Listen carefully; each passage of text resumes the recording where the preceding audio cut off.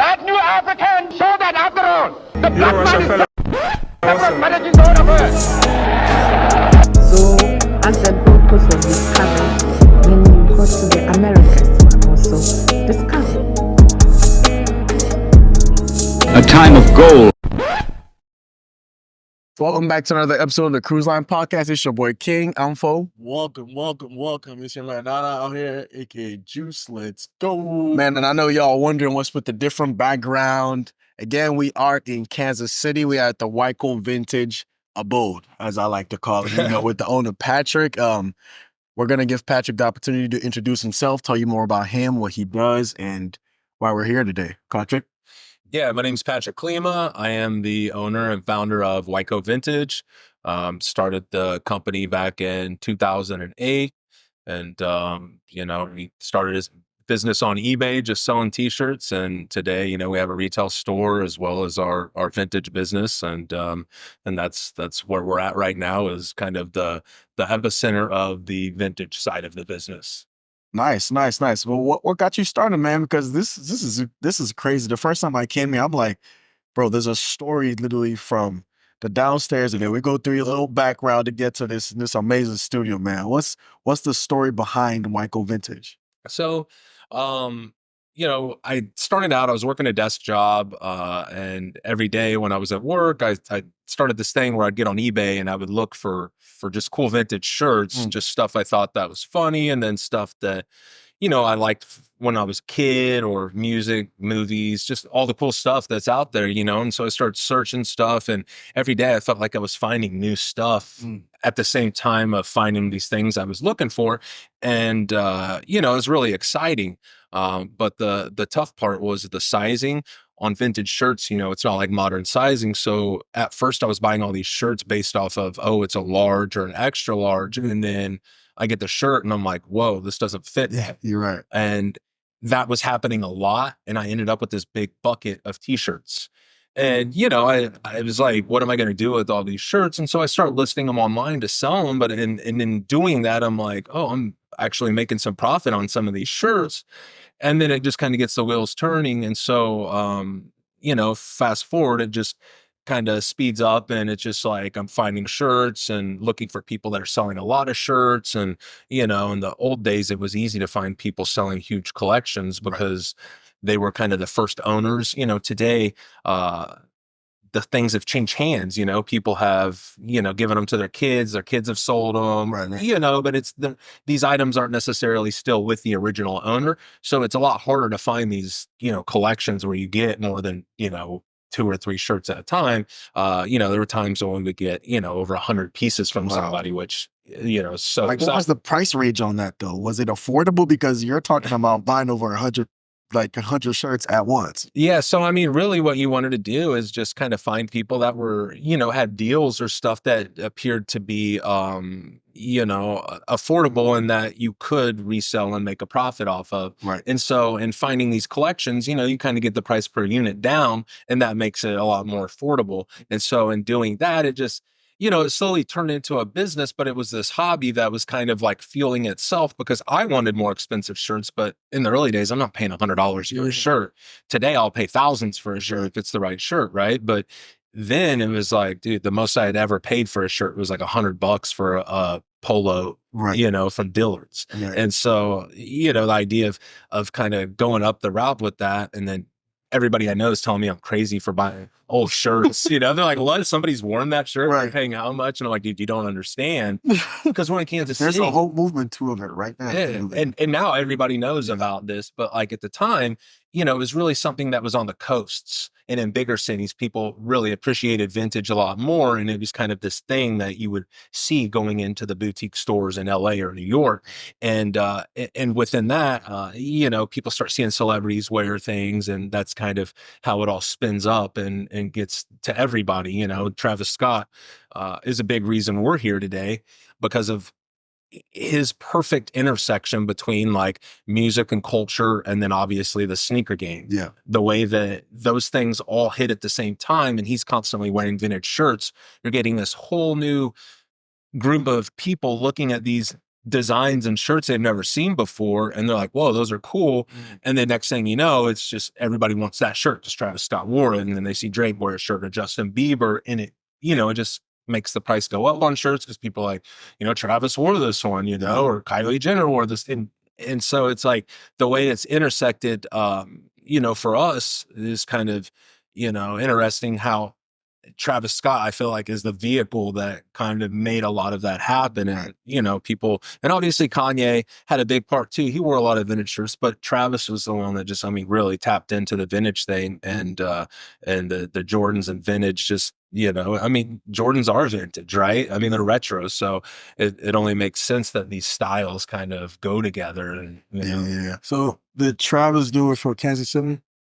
I think it helped a lot. And, just with social media and the way that things, ramp up through that, you had Jerry Lorenzo at Fear of God do that capsule where he printed Fear of God on a bunch of vintage shirts. And, that also got people be like, oh, this is something. And then they actually reprinted vintage shirts, and we're selling them at PacSun, and they were like Metallica shirts and stuff like that. So, it's just like the way that it got in. It's like on one hand, you got a guy actually wearing vintage shirts. You got another guy here that printed on them and then decided, hey, we'll just start reproducing them too and doing it. And, it just becomes mainstream at that moment because everybody's familiar with it. And what's cool is that as people get into vintage, it's just this like never ending thing of always finding these new things. You're like, whoa, that's so cool. I never knew this existed. I can't believe there's a shirt for this movie or this show or, and that even for me, I've been doing this for a long time. I look at a lot of listings and I find new stuff all the time. And so that's really exciting for me, Why the name WyCo? So Wyandotte County, that's where I'm from, born and raised. And, we made an eBay store at the time, right? Like we're on there. We're like, okay, what's our username? Okay. WyCo Vintage. That's it. Right? That's it, man. That's crazy. That's how a name happens. So, and people will talk shit sometimes. They'll say things along the lines of like, well, you're in Missouri, and I'm like, Kansas boy to Missouri. I'm just like, go to Nebraska Furniture Market. I'll say that to Nebraska for that talk. Like, go talk to them about that. Yeah, that's crazy. Yeah, so no, it's really cool because growing up in WyCo and stuff, is kind of a place that gets looked down on. I felt like a lot, like people talk down about it and stuff. So it's cool to see it kind of get represented. And then obviously after I got older, all the cool stuff started happening there with the racetrack, casino, legends, just that whole build. Yeah. When I was there was it was kind of doing the opposite. It was like falling in on it. So, right. Wow. I would have never thought it was Wyandotte County. Like I swear to God, I thought you were about to tell me, a combination, something happened in high school. I don't know. That's it's that simple. And some people like when they like will see it, or in public, like I'll have like old people and they'll be like, they'll not like, WyCo, is that Wyandotte County? Yeah, they get it. They get the memo. Because for us, like we're from Ghana, so relocating here, we're still learning more about the different cultures, especially this whole Kansas and Missouri. But then we got Kansas City in Missouri, and then we got Kansas City, Kansas, that whole thing. But then we have towns like I wouldn't say towns, but like the whole Wyandotte County, we have Lawrence, Johnson County. And Johnson County is confusing because inside Johnson County, you got a little park, Lenexa, Olathe, right? Whatever, all these places. They say Douglas County, Olathe and stuff are in Kansas City, and Overland Park is in Kansas we're City. still learning. I guess it's history. If you're talking to somebody, I feel like just kind of generally that's not from the area, you can generalize a Kansas City metropolitan area to any of those and just say Kansas City. But, when you break it down, it's like when artists perform at any of the places, like they have signs in the venues that say, you're in Kansas or you're in Missouri. So they don't say, hey, Missouri when they're in Kansas or whatever. Right. How would you say your brand has tapped into the celebrity culture, especially here in Kansas City? Because, Kansas City is really growing and it's growing pretty fast. Like in my opinion, because we have a lot of celebrities coming through. Then we got the World Cup coming up and stuff like that. Every time a celebrity comes here, they pass through your store. How would you say that has influenced a lot? And why would you say they come to your store and not another store?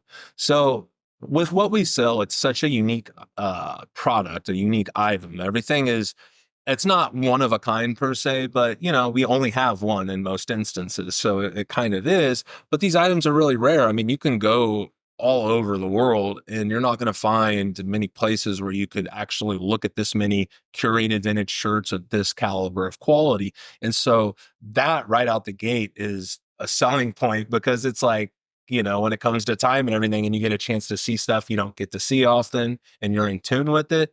And then the prices aren't New York and LA prices. They quickly are just like, you know, this is great. But in the early days selling online, we would get sales and see names, you know, come through and ship it out, you know, and it's like, it was always kind of funny because, you know, you just see this name come through and you're like, oh, wow, you know, Carrie Underwood's somebody, for example, that, you know, she's never been here, but she's bought a ton of shirts from us, you know, a ton of shirts.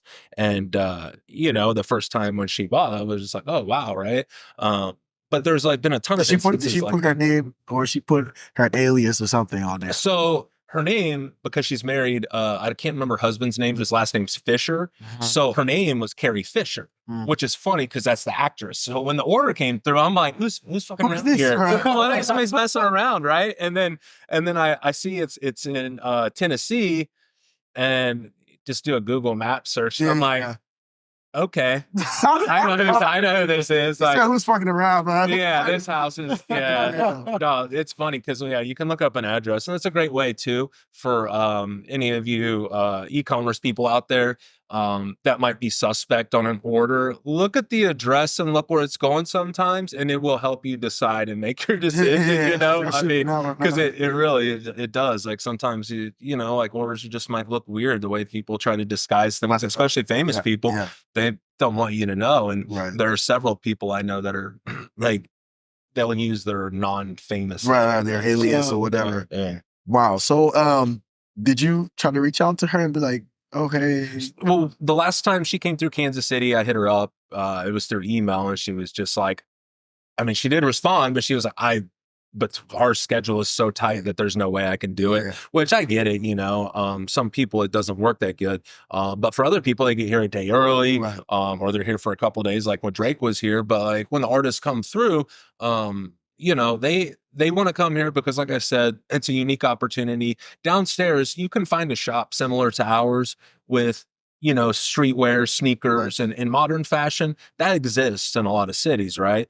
But like curated vintage, you know, is not something that necessarily exists outside of, hey, I go to his vintage shop and they've got a lot of different good vintage stuff, but it's not just shirts where we specialize in that. And we obviously make it really easy to shop it and search it with the measurements and all of that. And so that kind of makes the process that, you know, much better. We also have a private collection of shirts that kind of explains the history of, you know, the band tee and how that came. And that was, you know, the first real like musician tee was an Elvis shirt in the 50s, but the Beatles, they kind of blew it open in the early 60s. And so we have a couple of pieces from like 63 and 64 that are kind of the first band shirts. And then from there, it just kind of rolls into music history and kind of how, you know, things evolved over time. And that's a special part of visiting this place as well. Is if you get the full tour, you get to learn a lot about just music history in general, things that are going to fascinate you, because the moment you start hearing about these things, it's just like, you know, I like this stuff. If you like music, you're going to love it, because I mean, it's just all of this stuff this is all history. We're dealing with history, you know, it's cool stuff. Wow. With the sizing thing you're talking about, how do you let customers know? How do you sell to the customers? Because, you know, I might go in to have a medium, but yes. So what we do is we have people measure their shirts. So everybody's got a shirt that's like their favorite fitting shirt. And that's the one we tell you to take the measurements off of. But basically what you do is just measure across the front, pit to pit.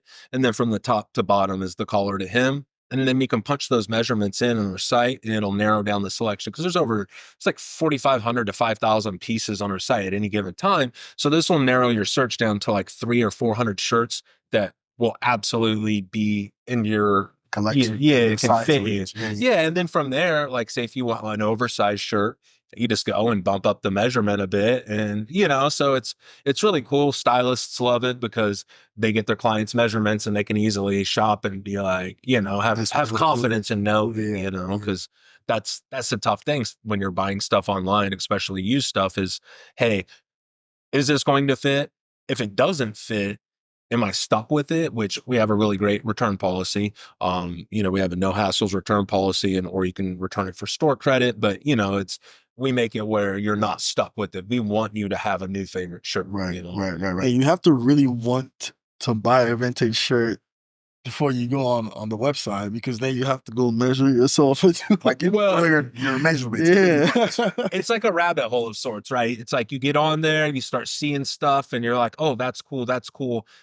And then you see the size, you're like, that's too small. And then everywhere we're like putting like the measurements, use your measurements. This won't fit. Right. Use your measurements. So like it kind of gets this idea across to people like, hey, I do need to use this. Right. But once they do, it makes it easy. And, to be honest, we have maybe like 1% of our orders are returns. Like nobody returns stuff. So they're all happy customers. They're happy customers. And I feel like we do such a good job of explaining what it is, the sizing on it, how it fits, and that makes it where you don't have returns. So it's a good thing. What will be the difference between like first culture and this? So when you go to a thrift store, for example, it's much like playing the lottery with your time.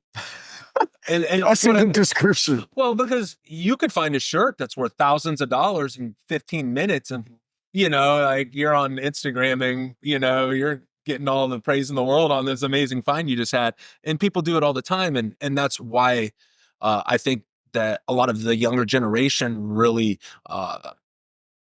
were getting into vintage early on and seeing that, hey, this is a thing that not only I can wear this and resell it and not really lose any money, and my fashion keeps moving, right? Yeah. And that's kind of why I got into it too, is because, everybody has these shirts in their closet they never wear, and you're like, what do I do with this shit, right? And it's like, if you could sell it, easily without like, having to go through too many hoops. Right. And so that's kind of how I saw it in the early stages. But, they see this opportunity of sorts, and you can go to the bins and you can find some really good stuff. It just takes some time and it takes some work. For me personally, I do a lot of online stuff, but we get a ton of people that reach out to us because we've been doing it so long that like people will see, whatever shirt they have, they try to look it up online, and it takes them to our website, and then they'll see that we buy shirts, and then it's this conversation. Works out. Right?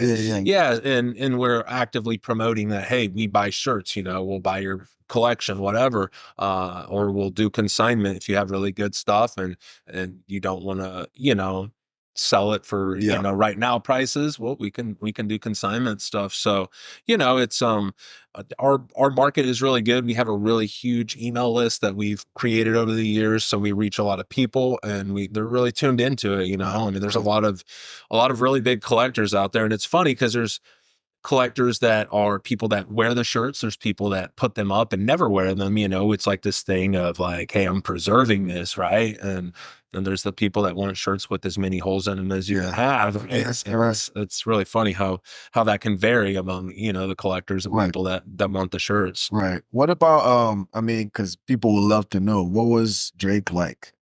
Drake came here. He hanged out with y'all boys. Y'all kicked it. What was that like? What was the whole experience like? So I'm going to go back a little bit before that. So a couple months before that, Lil Yachty came through, and we had a really good time, talking vintage and going through the collection. And he's a huge fan of vintage, I mean, he's a really big fan of vintage. And so basically when Drake was coming through, like we reached out to Yachty and was like, hey, if you enjoyed, your time here, would it be possible for you to reach out to Drake and just let him know if, he wants to experience, we're here. And Yachty goes, I'm going to be there. I'll bring him. And I'm like, okay. All right. So he was actually here that night as well. A lot of people don't know that. But he was here that night as well. Right. He just didn't want to do the photo. But Drake was really cool right out the gate. I mean, just felt like it was somebody I knew. Yeah. Just really personable. You know, and the guy's been in the business. He's been meeting people Thousands. ever since he was young, you know. So I mean, like he's a business person, and you know, I mean, but it was really cool. Before he even showed up, though, his security came through, did this whole like sweep of the building. It was hard. It was like the Secret Service. It was, man. And what was that like? He was like, holy shit, what's going on? we're just like, all right, I guess this is about to happen, you know. But, he's gotten that big. but it's insane, to be honest, because you know they had like the street blocked off with black SUVs out front, you know, and it's just like our parking garage is full of cops SUVs basically, and we're just like okay, you know, this man has the power to block a whole He gonna pay the fine anyway. No, some of our neighbors were like, what is going on? This guy was getting on the elevator, like so Drake comes in through the back, and this guy that lives here is getting on the elevator. He's like got his groceries in his hand, and all these people are coming through, and it's like, it's, you know, his security's like, all right, you know, and this whole thing's just like, what's going on right now? And he's like, and I don't know if he knew who Drake was, but if he did, he had to be like, what the is going on here right now, you know? So it was just, that was really a really funny start. People outside and all that? No, it was quiet because, you know, there was just a few of us up here. You know, we definitely wanted to make them comfortable, and they came with several people. And so we came in here into the living room area, and we went through, and basically Drake and I stood over there for like 30 minutes in front of everybody while I'm like going through this, presentation that I do on the vintage shirts. And it's, you know, it's really like, you know, really friendly, and just, it was a really good time. And then we shop a bunch of shirts, you know, because we had a bunch of racks set up with stuff to make it really easy. And then we go in the back room, and it was really cool. And, you know, like we get people coming through like that. You know, that was kind of planned, but, you know, just randomly, Pete Davidson pulled up. He was in town, and, you know, you can't get a hold of this guy. He doesn't do social media. And so we're in the store. It's Sunday. MySpace. Yeah, we're in store. It's Sunday, and we're just chilling. And I see this guy walk by. He's really tall, and he's got a hoodie over. It's like 90 degrees out, and the hoodie's up over the face. And I'm like, what the fuck is going on? And it comes in, and I'm just like kind of like rearranging some stuff on the racks, and Downstairs, right? yeah, downstairs. And I look over, and I'm like, holy shit. I'm like, that's Pete. And I'm like, what's up, dude? Like, I knew him or something, you know, but he's like, I got the hoodie on. No, it was so funny, but no, really cool. We had a great time too. But I mean, it's like when people come up here, you know, I feel like they really enjoy themselves because there's a lot of just neat stuff. There's a lot of inspiration in here. I mean, we'll have bands come in, and their merch people will be with them. People are do their merchandise and stuff, and they're just like, oh my God, they're like, all this stuff is like got my head going because I'm seeing like these old crew pieces, these crew jackets, you know, stuff that people wore that, you know, there was only like 50 of these made, you know, and it was only the people close to them. So they like, you know, get ideas from it too. And, you know, so it's memories, and, you know, it's just, it's a lot of really cool stuff, you know. What would you say? I mean, yes, Drake came here. Yes, Drake and Kendrick. What would you say? What would Patrick say about that whole beef? Oh, here we go. Where you at? Where you at, Patrick? Everybody says that, you know, so I've always just like before everything, like I've always been a big Kendrick fan. I like Drake too, though. So but I mean, at the end of the day, you know, I got to ride with Drake. Yeah. Yeah. Drizzy spent money at the house. He supported, he's number one, WyCo Vintage spender. Kendrick, if you would like to take that place. Hey, Kendrick. Oh, no.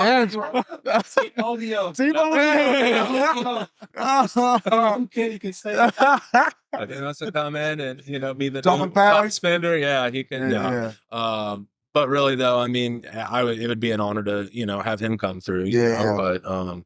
But yeah, we obviously are big OVO fans. Their whole crew is really cool. Everybody that we met with, Cans, was awesome. So it was an awesome experience. Wow. I mean, obviously we can't say how much Drake spent, but what would be the most anyone has spent here? Well, he is the one who's spent else. Anybody else? So what's funny is Lil Yachty actually had the record, and Drake barely edged him out. Like without even knowing. Without knowing? Yeah, that's why it was so funny because you know. the thing is like, okay, I want this, I want this, I want this. You don't know what the total is going to be or anything. You just shop it. And you got to go through, add it all up, and so yeah, at the end it was just like, okay, well, Trippy's third. Trippy was third when Trippy came through. You know, he came through with it was Chris King and there's Tizo touchdown. Tizo, yeah, and then Shooter. What was the other cat?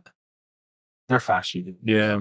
So yeah, they came through though. I wasn't here. It was the Chiefs' first Chiefs Super Bowl in Miami, so I was there for that, and I was kind of having some FOMO that night because they pulled up and they showed They told you we were coming, right? Well, they went to the show. All the guys, I mean, they were there and stuff, and so they knew that they were going to come at some point later in the night because Chris King had come earlier in the day and hung out, and some other people came with him. I can't remember who else it was, but they came back, and I think it was like they didn't leave until like 4 a.m. Wow. Yeah, it was straight vibes. Yeah.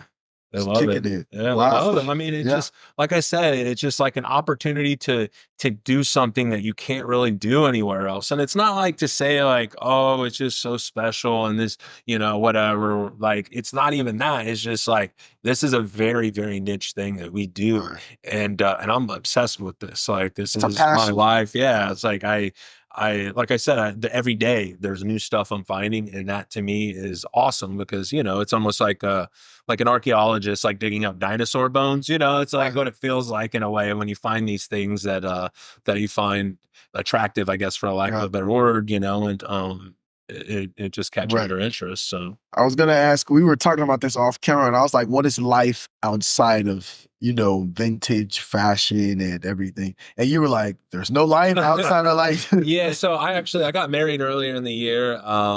And you know, I have a wife and a life. But shout out to the business, man. Yeah, no, I love you, Megan. But yeah, she you know, she has to put up with this being my obsession. Yeah. And you know, it's exciting on a lot of different levels because there's so many layers to this. You know, we're up here right now and this is the vintage thing.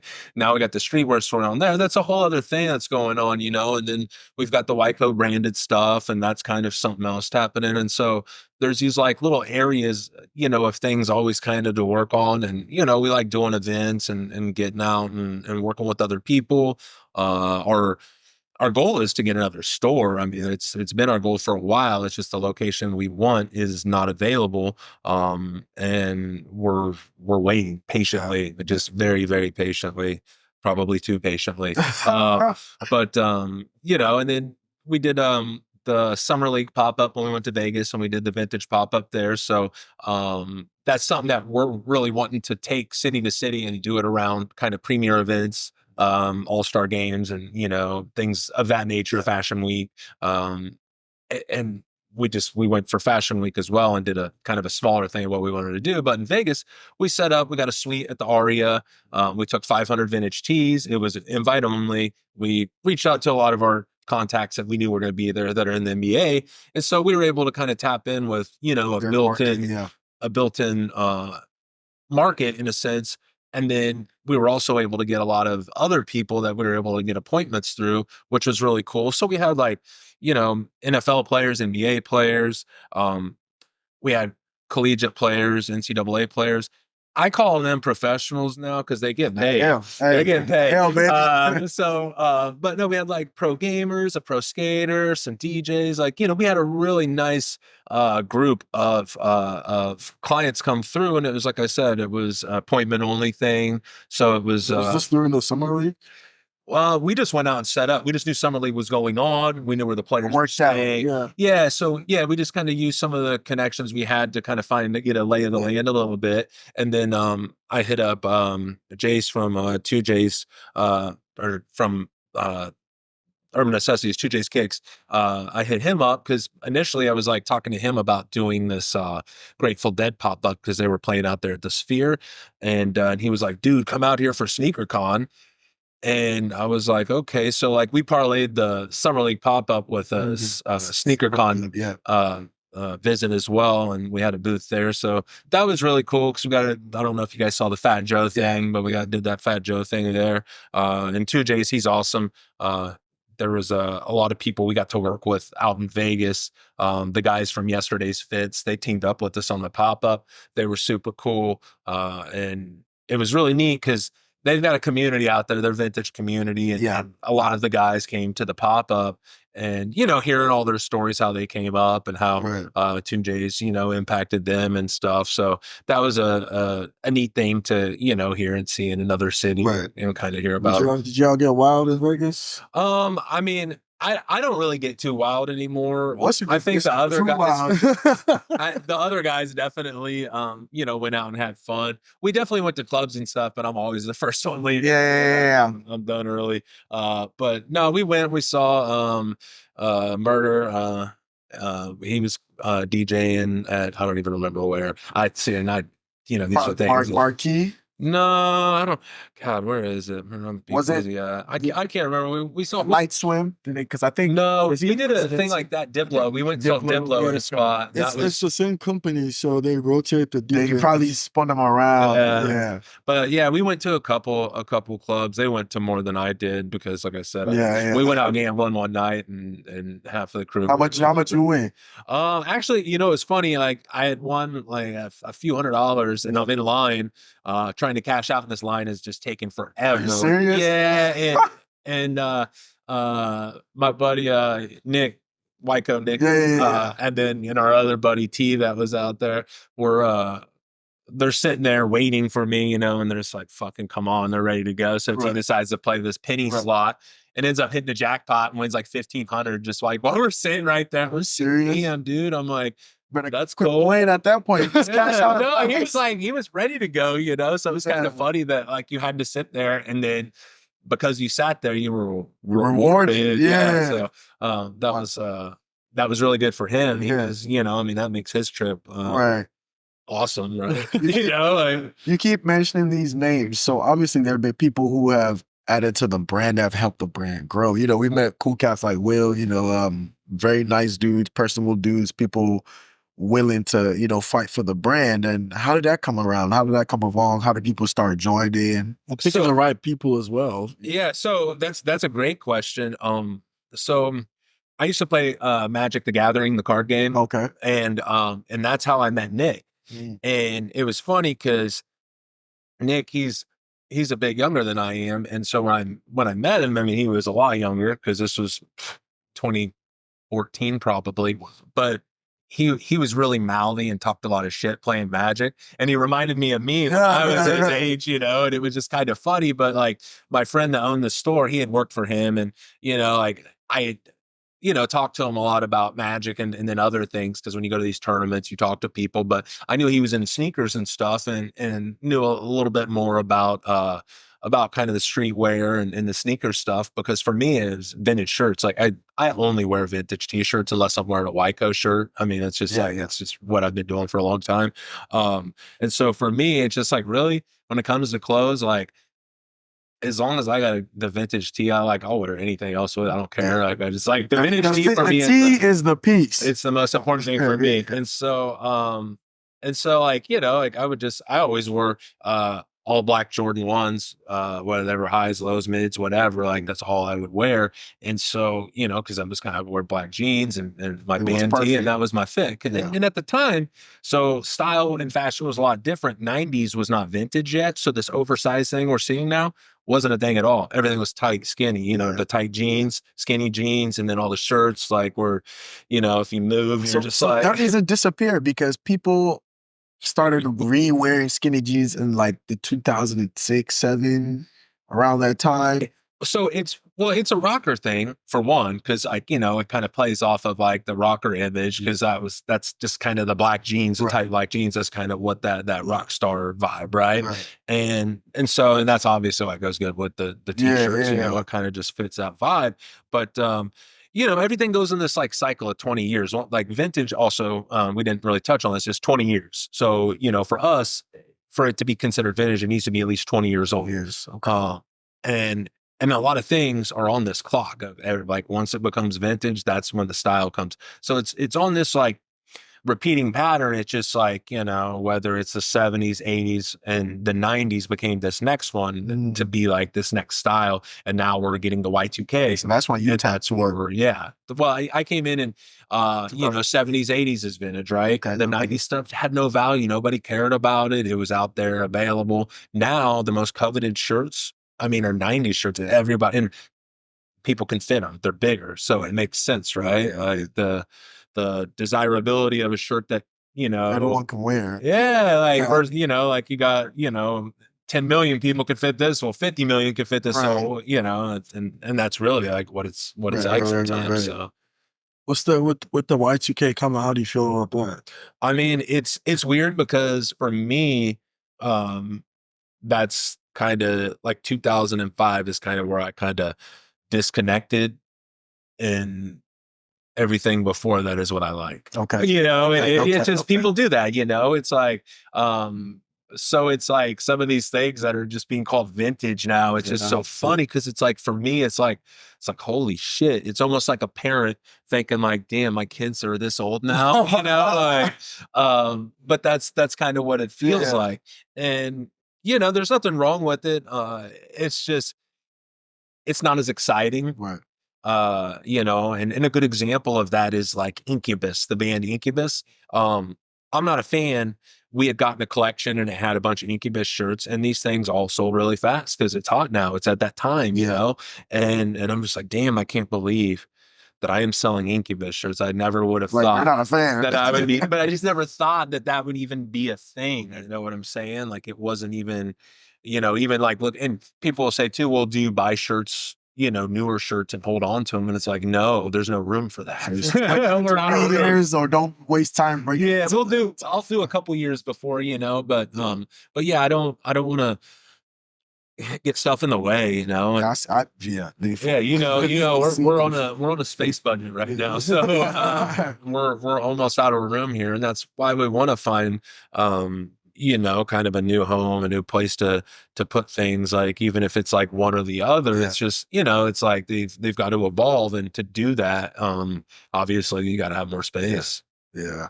Would you say, because we kind of talked a little bit about your support for the community and local artists and designers and stuff like that. What made you want to even try to do pop-ups here and there to put other brands on? So when we first opened up, our store was so small, like people would always ask us to do pop-ups and stuff, and we would have to say, no, we don't have the room for the stuff you have, and we can't make it worth it for you to be able to do that, right? And so that's kind of where that stood for a long time. And then we did our pop-up. Well, we did a collab with it was with D-Walk last summer. It's on that one, yeah. Was it summer before last? God, time has went so fast. And then we did our collab with Timeless also. So we had done a couple collabs and pop-ups with those in store. And so it was just like, you know, kind of figuring out like, hey, who do we know that, you know, would want to do something like this, and how can we like feature local artists and designers and just maybe do this once a month and put somebody on. We can't put everybody's stuff in here because that can't work for us, right? But like we can put it out, let people see it, put it on our social media, give them some exposure. We can, you know, help with photography, videos. We can get you good photos, product photos, you know, and try to, you know, give any kind of access or open some doors to just some little things that just help, you know, somebody that's more focused on making the clothes and stuff. You know, it's like we have all these resources set up. It's very easy. Like, you know, our recent pop-up we did with One Legacy, we put the stuff on our website so we could do e-commerce orders for them too, and we shipped them and we took care of that, you know, because for us it's just like, hey, we want something else going on here. We want to be able to help and, you know, have some community impact. And, you know, we need to, you know, kind of cultivate these things because there's not a lot of places for local designers and artists to put their stuff out besides just pop-ups that are just pop-ups, not like they come and go. Yeah, this is a month-long installation essentially. So it gives you time to actually like, you know, plan out a couple of weekends where you can say, hey, we're going to be there this day, or, you know, whatever you want to do around it. But just, you know, more than just like, hey, we're going to be at this place this one day for 5 hours. And if you can't see us, well, too bad, I guess hit us up. How, you know what I'm saying? And that's where it can be tough is like, hey, well, where do you go next? And I feel like sometimes with pop-ups, or maybe not even using the word pop-up so much as just some of these like markets that people do, it can be difficult because the time that you put into them versus like the unknown expectation and reality. You know, Kansas City isn't a big city. So just foot traffic alone, it's like, you know, in bigger cities, there's just people walking on the sidewalk all the time. But, you know, even for us down here, we're a destination. There's not people walking down Broadway. They're just like, oh man, I need to go buy Supreme right now. You know, it's like you come here to buy these things. Like you don't just, you know, walk in and you're like, oh, I just went to the, you know, whatever next door. Now I'm going to go to this store and then I'm going to go to the one next door. That's just not a thing for us. And that's part of the reason we want to get into a different location. Cause for us, like we've been able to survive without that, but we feel like if we had that, our business would just be so much different because it's like we are a destination, you know. Wow. Just learning about the journey, you could tell like you're the founder, you created this thing and it's working so well. It's just because of the fact that it's your passion, like it's who you are as a person. Like we take away vintage, Patrick's gonna feel like something's missing. Yeah. Like, oh yeah. yeah. So I mean you could tell from the whole like learning about the journey, even like the bags around here, like it's more than t-shirts at this point, you know. Yeah, and part of that is the people I've met along the way, the stories that have been shared with me about stuff. If you want, I'll go into these shoes a little bit here. But these shoes are a great example and an awesome intersection of vintage and the sneakers. But I had a guy reach out. He worked for Warner Brothers in the 70s and 80s. He worked with Fleetwood Mac. He worked with Van Halen. He worked for Prince. He worked with the Sex Pistols. Like he worked with the best artists. Right. This guy's obviously was working killer gigs, right? But part of his collection, he had all this rock and roll memorabilia, but then he had these Nikes in his hat. And he goes on to tell me when he's telling me about his collection, he's like, I got these old Jordans from '85. Would you be interested in those? And I'm like, yes. Don't ask me twice. You know? So he goes on to tell me, he's like, so back in the 80s, Nike wanted to advertise on MTV. And MTV wasn't really having that. They weren't allowing people to advertise, at least in the way that Nike wanted to. And so Nike came up with the idea of setting up an office in Santa Monica and basically using it as a place to attract artists where, you know, they could give them Nike gear and they could wear it and then people would see it in the videos and, you know, boom, we got a winner. Well, MTV kind of caught wind of that. And that's why you got the blurred out graphics on any kind of logos on MTV and the old music videos, which was really cool because I didn't know that, but he was telling me this and I'm just like, oh wow, that's wild. That's why. So these shoes came from that Nike office, and as you can see, the swoosh is painted white.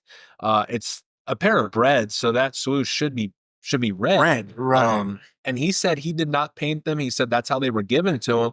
And he said, you know, they're a sample or a prototype is kind of how he was told, you know, what they were at the time. And I can tell by looking at it, like whoever painted it had probably painted a swoosh before. Yeah. It's not the best job, but it is decent. It's a good job. So, you know, it's a really cool piece of history, but it was neat that this guy had these along with these other artifacts, you know, from music history and you know, getting them at the same time was really neat. So that hat is also a part of the 85 Jordan collection. And that was something else that he was given when he went to that office. So Nike, I said Nike. MTV did not like Nike that much. They spent money to blur their logo. Yeah, and you know, it was a good idea by Nike. It was a great idea, right? But I mean, they were like, no, we're gonna hit the button on it. How long have you had? Let's go, bro. Okay. I was like, I've never heard that voice out here. I'm like, what's going on? But how long have you had these two pieces for? I actually just got these probably within the last 6 months. Okay. So they're very new to the collection. And I was very excited because we recently had a chance to buy some Chicago ones. A guy had come in the shop, But another local fella actually picked him up and got him. They made a bigger offer. Yeah, which it was cool because he really wanted them a little more than I did. I've always wanted to have a pair just because I've got the vintage Nike stuff. You see, I don't have the other jacket, but I got the old flight jacket that matches and the shirt. So it's a really like neat, like kind of Jordan type capsule, you know. So how do you authenticate that? You know, a lot of people, especially now with the fact that we're hearing that, you know, the same factories they make the Nikes and stuff, when they turn off the lights, the workers come back and turn up. We don't know what's going on. So we're just in general always skeptical of everything. I operate from a place of I won't say paranoia, but you know, it's just, and that's why like we don't buy clothes off people coming in the store. We buy vintage, because but we don't need to buy clothes from anybody that comes into the store because we are able to stock our racks, right? Shoes though, that's another thing. We can't get enough shoes. We always need shoes. And so we have to be, you know, very smart in terms of, you know, making sure to check the shoes, make sure the sizes are right. I mean, the shoes could be perfectly legit, but they might bring you in one that's a different size because they got duped or something. You just never know. And so it's one of those things that it's, you know, the shoes definitely come with this like inherent risk because those factories are producing such good fakes. So when we buy shoes off of people, we're always looking for triple checking. Give me your paper trail on this. Like, did you get Nike? Show me the sneakers here, you know, and like, we'll run through the things if we feel comfortable. And if we don't, we're not going to buy it, you know, and because it's not worth it for us to make 30 or 40 bucks on a pair of shoes to look like idiots, you know, I mean, because it's really not. And that's why it's, the sneaker game changed a lot is those factories also started kind of taking care of some of that demand for the people who they liked the shoes, but they certainly weren't going to pay $300 or $400 for a pair. So they would be like, yeah, I'll buy these ones that are, you know, fakes for $100 or whatever. It's just like, you know, that kind of stuff. It can hurt a market after a while or that particular product. With vintage, it's always been a thing. They're always trying to make fakes and stuff, but it's just, there's something when you've handled enough of things, you can tell really quickly. And there's a few things of vintage that, you know, always stand out. The smell is one thing that it's just like, you know, there's certain smells that smells at night. And it's not a bad smell. It's just, just age. It's just it just it's just gonna have kind of like it smells like your grandfather's house or something. But it's not gonna like stink like you put it in the washing machine. It's gonna, you know, but like feel like you can smell this smell in it. Like, I know what you mean though. Like for real, you smell. It's like how you buy something new. You smell. It's like a brand new sneaker. When we get brand new sneakers and you smell, oh god, it smells so good. It's like it's like a aphrodisiac. New bread, dude. I swear, that's a way to know if they're real or not too. Because sometimes those smells are not right. They bring them in with Patrick, be like, oh no, you always you always ain't vintage. And that's why it's like, did you try this on? Okay, no. No, that's the pits. We don't do used shoes, and that's a good reason people don't wear socks, man. And yeah, used shoes is just like we had our other store there for a minute where we were doing used stuff, and we did a really great job of cleaning them up. Steve, who was doing all of that at the time, he would clean shoes so good. I mean, like he was just so meticulous about like just popping every stone out of the bottom and like getting these things looking so good. And I'm just like, damn, man, like, you know, that's your expertise. No, I mean, he really like, you know, like took to it and like got him right. Yeah. And it's you know, real attention to detail. Cause otherwise it's like, yeah, you get a used shoe. And obviously these ones have wear, like touch them and they make a weird noise. They like start crumbling, you know, it's about that time. Yeah. They're just, so they're going to dust. No, I seen a TikTok where somebody had like a 50-year-old pair of shoes and like he put his foot in it and it just like crushed it. Yep.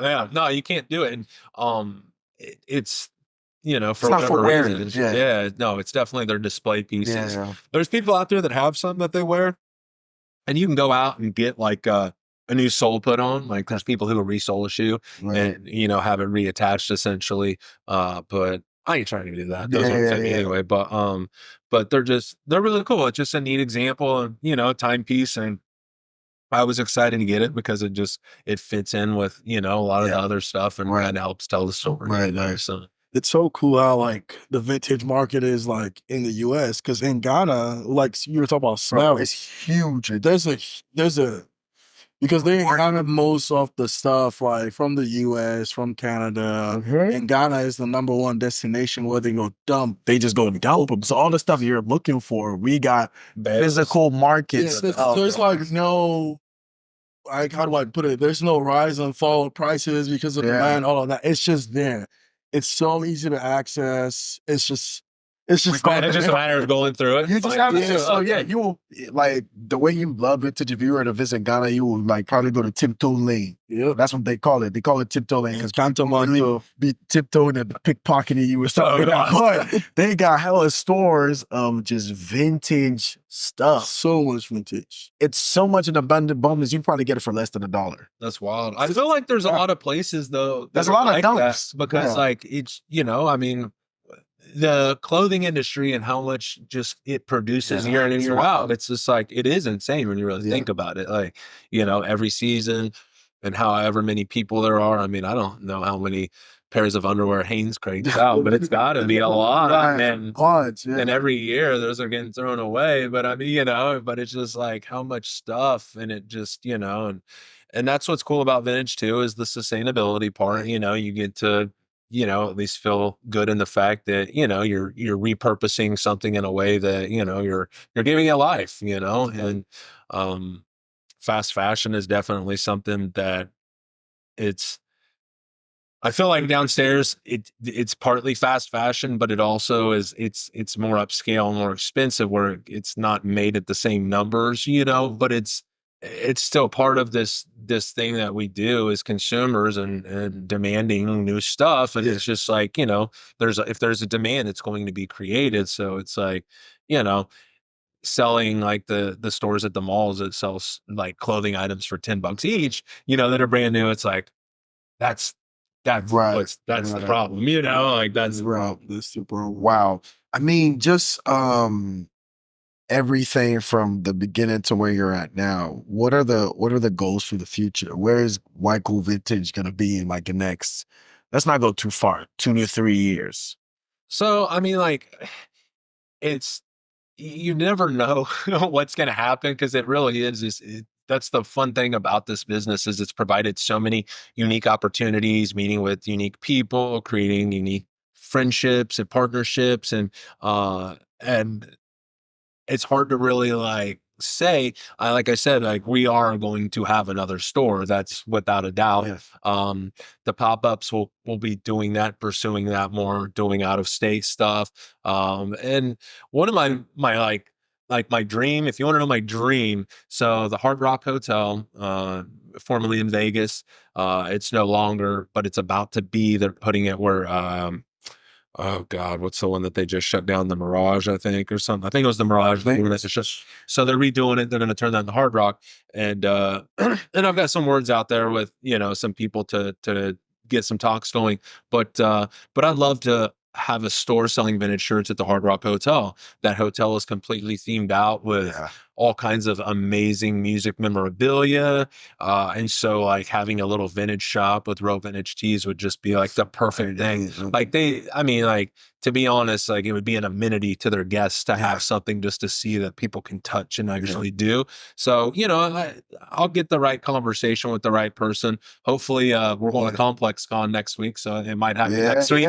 But that's something like big picture. Like I really, really would love to do that. It's something I've just always kind of thought about. In the past, people would always be like, oh, you should open a store in LA or New York. And it's like, if you did that there, it wouldn't be the same. The things would be gone a lot quicker as people buy everything out. And we wouldn't have, we get to kind of control the pace here a little bit, which is nice because, there is a tempo to this. If we were to sell too much stuff, well, we don't have a big collection anymore. It's not special. Yeah. So it's, part of what we have here is this big, huge archive and collection. And it's like, a standalone museum kind of in itself, but then it's also this thing you can shop and, match with anything you've ever want, all the colors on all the prints through all the years. Like you've got this endless plethora of things to go through that. And that's the beauty of it. It really is. Well, I know for people wondering, what is this store they're talking about? We'll get some footage for y'all and have that in there. Y'all come check out WyCo Vintage on the Broadway Boulevard, if I'm correct, right? The Kansas City. 3535 Broadway Boulevard. Yes, sir. I'm going to put their address in the bio in the description below. And we're going to give you a little tour of the place, you know, downstairs, the whole urban street style vintage. They got a lot going on, y'all, pretty much.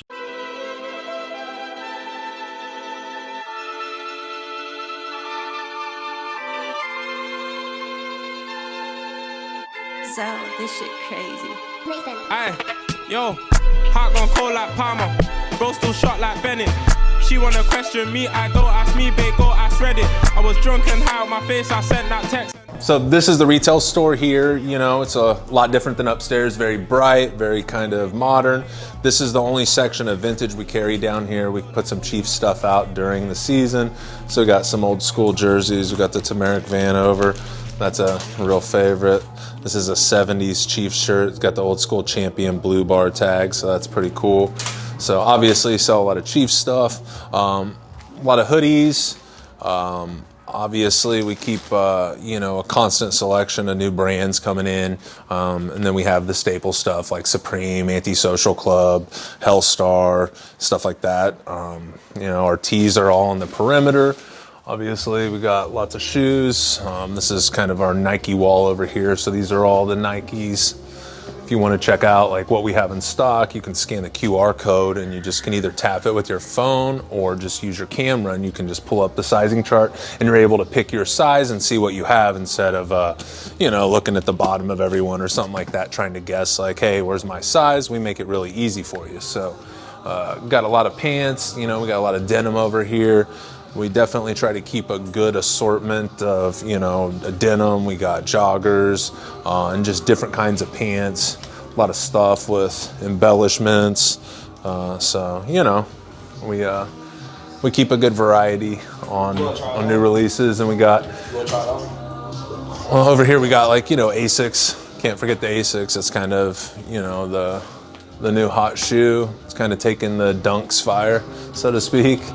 You got hats, the best team, beanies, all of our merchandise we keep on the wall in here. So all of our new releases, we just keep them out here so people can just tell us like, hey, what size do you got? And, you know, we'll grab it from the back for them. So, but yeah, this is the store. We've been here since 2021. We started out next door in a spot that was about half this size. Our good friend Jonathan Cole, who owns Pendulum Architecture Firm here in Kansas City. He's the one who did the design for the stores.